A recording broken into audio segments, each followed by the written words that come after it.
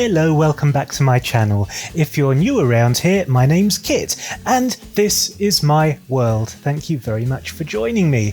In this episode, I'm going to be doing the in or out book tag, or more specifically, the in or out book tag, because this is by someone I'm assuming is a Canadian booktuber. His name is Rick MacDonnell. I'm using the British pronunciation there, or probably more properly it should be Rick MacDonnell, but I know he pronounces it slightly differently. I can't replicate it, so I'm using the British version. And also, it was pronounced, I'm assuming correctly, by the person who tagged me, which is my good friend AJ Dunn from AJ Dunn Reads and Writes. I will leave a link to both of their channels in the description, but with a little bit more ado before I get cracking, I'm just going to read out the description to explain the tag a little bit. With the in or out book tag, I quickly go through classic tropes and book features and talk about whether I'm in, I like them, or I'm out, I don't like them. Change up the prompts in your videos if you'd like, or just use mine, up to you. I'm going to use the original version because I'm kind of a traditionalist and I'm lazy. So without further ado, let's get cracking. Prompt number 1, reading the last page first. No, I'm out. Definitely out. This is a crazy idea. I can't understand why anybody would read the last page first. Aside from the spoiler issue, that might spoil a really good dramatic ending, a major surprise, a major twist or something. It's just weird. Why would you do that? Why? Okay, moving swiftly on. Prompt number 2, enemies to lovers. Again, I'm going to say out. I like to have very strong emotional reactions to the books that I read. I want to really love the heroes and really hate the villains. I get extremely passionate in these emotions while I'm reading, if it's a good, well-written book. So I'm rooting for the good guy, and I'm really hoping that the bad guy is going to get their comeuppance. In fact, if they don't get sufficient comeuppance, I'm very disappointed. I want them to hurt. I want them to know that they're bad. I want them to know that they've done wrong. And I want them to know that they have lost and that the good guy has won. So for the villain to get to shag the good guy, or for the good guy to lower themselves to shag the villain, would be just anathema to me. And it doesn't have to be sexual, by the way. Even if they become friends, even if they're moderately nice to each other, it spoils my enjoyment of the whole good versus evil thing. And maybe I'm a little bit simplistic like that, but I'm special. Anyway, moving on. Prompt number 3, dream sequences. This is a hard out. I can't bear dream sequences. I absolutely despise them. In fact, it's one of the things I feel most strongly about in terms of literature, but also in terms of every other form of entertainment, even theatre, but mainly TV and film. I loathe dream sequences. They're so annoying. They're so masturbatory in nature. I mean, they're really just artistic masturbation, aren't they? And in book form, they're also a complete waste of time. I don't enjoy them. And as the OG said in his tag, it kind of feels like the author is enjoying it a lot more than the reader. And that's not what books are supposed to be about. Moving on. Prompt number 4, love triangles. Yes, I do. I love triangles. And I'm reusing my own material from a previous video. I apologise. And I also love parallelograms as well. But they're much harder to say. So I'm going to stick with triangles and say, theoretically, I don't love them, but I don't hate them. So I'm not in or out.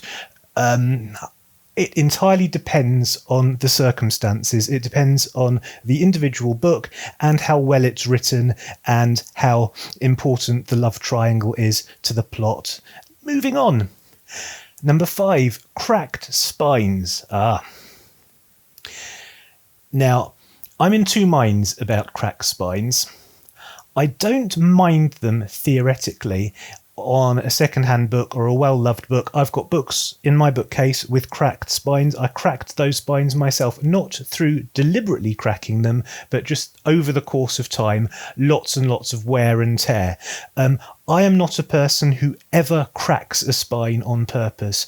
I'm not careless with my books, and I don't ever feel the need, even with a paperback, to fold it all the way back to read it. If I can't read what's in the crease, I will just push my thumbs in and part the pages as much as possible to get in there and have a good old squint at it. But of course now I'm a Kindle man, and so that's not even an issue for me. But theoretically, I'm not opposed to cracked spines, I just don't do it myself and never have.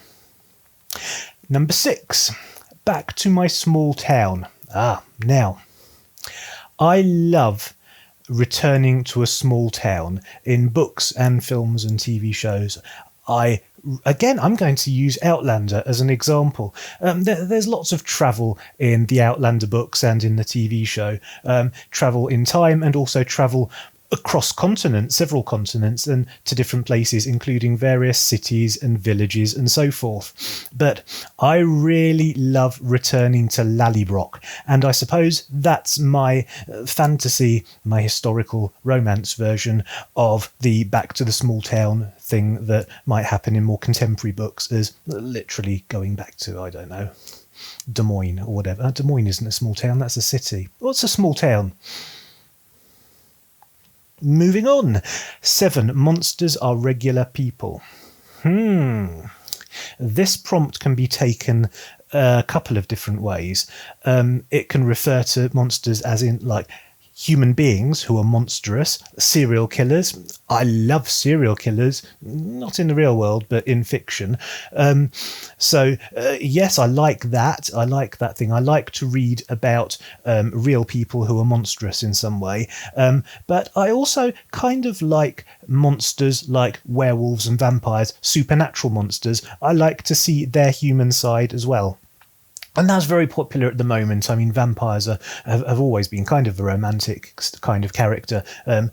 They're more so now. Teenagers love vampires and the whole Twilight thing, and werewolves not so much, because it sort of smacks of bestiality. The vampire people ignore the necrophiliac aspect of the Twilight stuff, but the werewolf stuff is a little hairier and a little bit more obviously not very clean. But generally speaking, I don't really have anything against monsters, either human monsters or supernatural monsters being depicted as also human as well. It's interesting, it adds layers, and I do like a layer.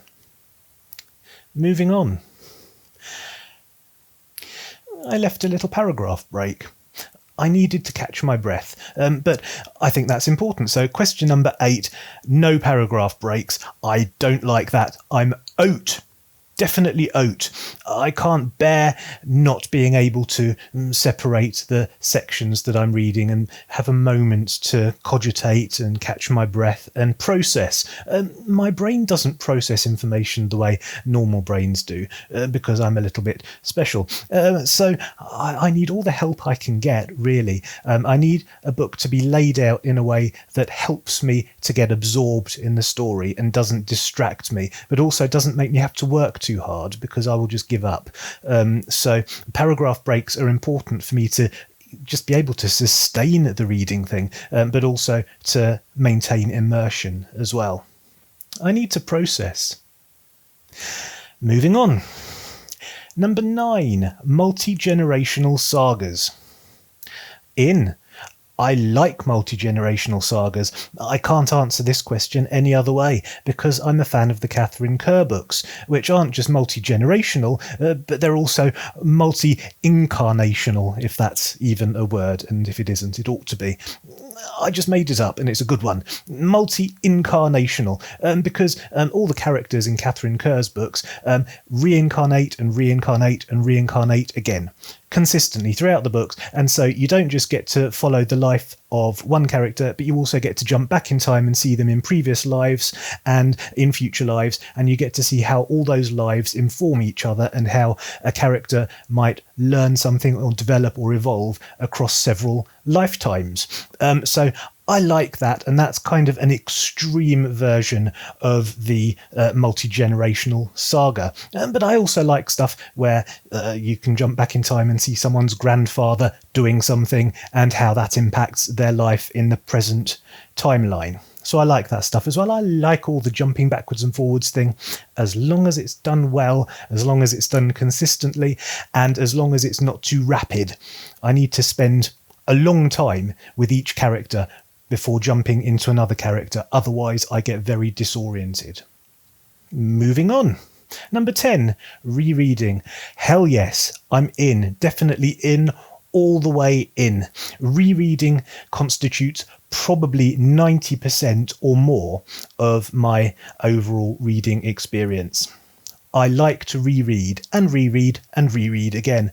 For me, reading a book once is only skimming the surface. You don't get nearly as much information in one read as you do after the 10th read of the same book. And I like to go deep rather than wide, as the OG put it. And that's a really good phrase, by the way. I'm going to hang on to that. Thank you very much, Mr. Rick MacDonnell. Go deep rather than wide. It's excellent. Reread. Prompt number 11. Artificial intelligence. Out. All the way out. I don't like any form of artificial intelligence, except in one case, which is Bicentennial Man, and that's kind of my exception. Every rule must have an exception, and that's my one. Generally speaking, I'm not interested in robots, I'm not interested in computers, I'm not interested in any form of artificial intelligence, and I don't much like sci-fi either. I'm enjoying this whole oat thing, by the way. So I hope I'm not offending any Canadians or anyone else who might pronounce their out as an oat. Much in the same way as a boat. You know, when you're out and a boat. It's fun. Anyway, moving on quickly. Number 12, drop caps. Now, I wasn't exactly sure what that meant, but luckily the OG explained it in his video. Drop caps are lovely. I don't need them, they're not essential, but I really enjoy encountering them when they crop up in books. Number 13, happy endings. In. I know it's a little bit childish perhaps, a bit simplistic, but I suffer very, very badly from depression a lot of the time. I read mainly to escape and to make me feel better. So I kind of need a happy ending. And that doesn't mean that the whole thing has to be saccharine, sweet and sickly and gooey and all of that stuff. And also, I really like my characters to suffer a lot. I like it to be miserable all the way through, and I like to see suffering and pain and misery and gloom and all that stuff. And then at the end, a happy ending. I like it. I like the story to be resolved with the main character getting rewarded and recognised and vindicated and all of that stuff, and the bad characters to get their comeuppance and their punishment or to get killed or whatever. But the happy ending is kind of important. I like to leave the book feeling smiley and cheerful, not more depressed than I was when I started. Number 14, plot points that only converge at the end. I'm kind of in and out, I suppose. I don't really... It depends. It depends on the individual story and the way it's written and all sorts of things. There have been stories that I've enjoyed very much where there have been parallel plots that have converged either at the end or somewhere in the middle, and I like that. I don't think it's ever bothered me. It's never pissed me off as far as I recall. Number 15, detailed magic systems. In. Definitely in. Again, possibly because of my specialness. I need hard edges. I need rules that I can follow and that I can understand. And particularly so with magic systems. I don't like airy-fairy magic systems where it just seems convenient to the plot that someone can make something happen. That's lazy, in my opinion, and a little bit whiffly, waffly, wispy and insubstantial. So I like to know that there are hard and fast rules and that it is well thought out and logical magic system.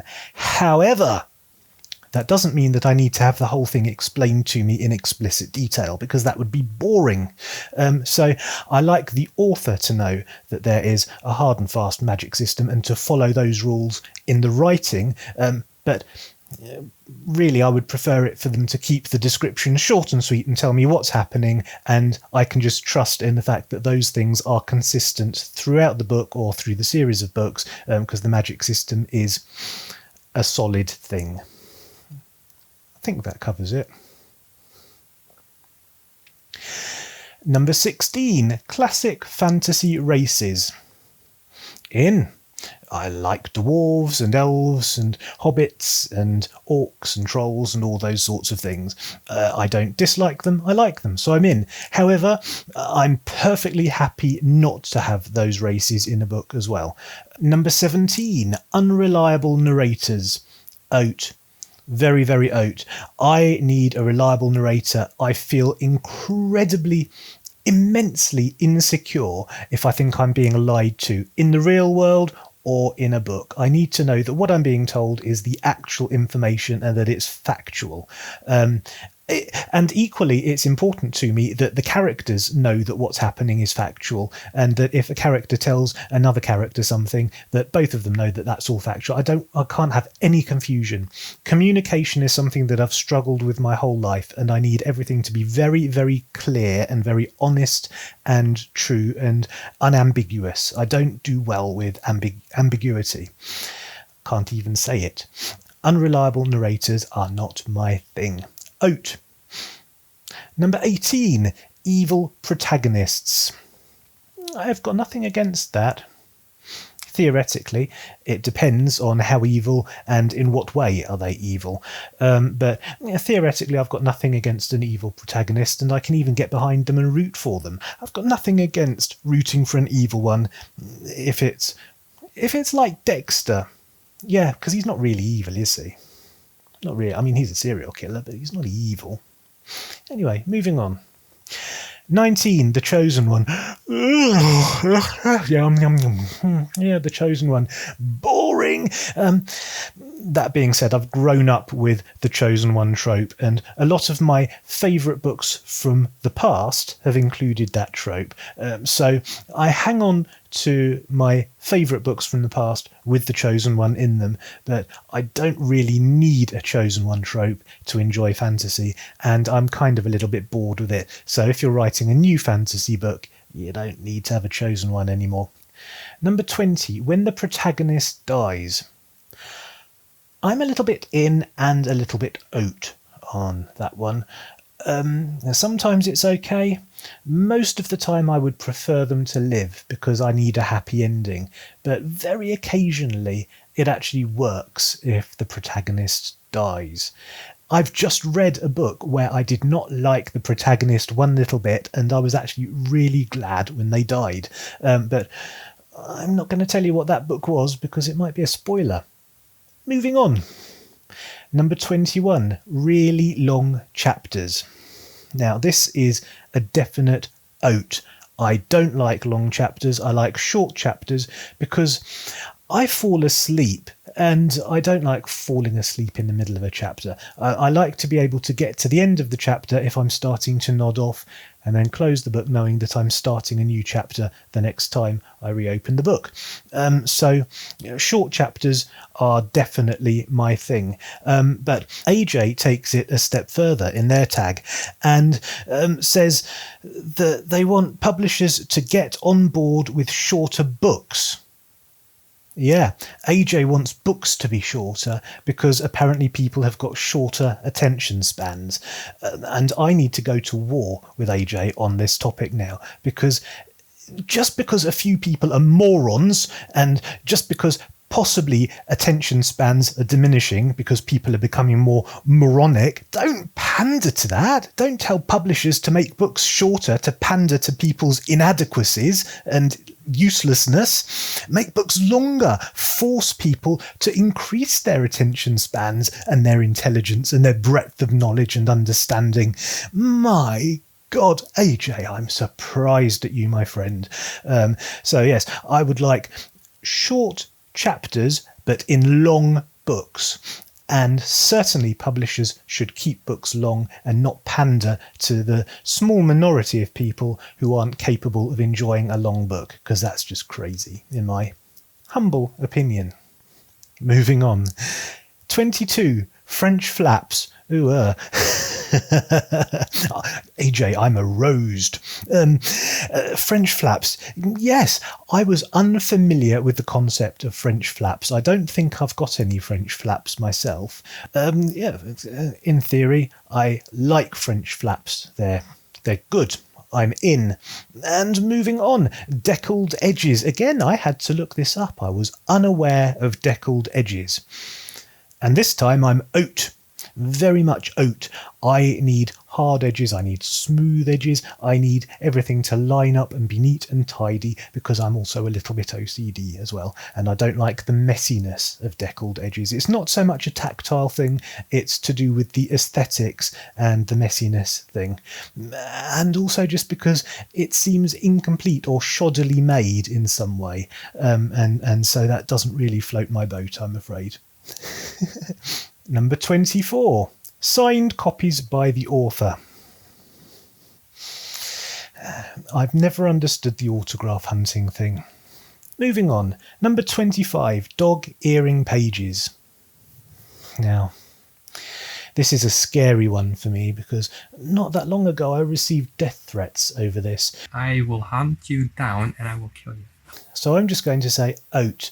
No dog-earing of pages for me.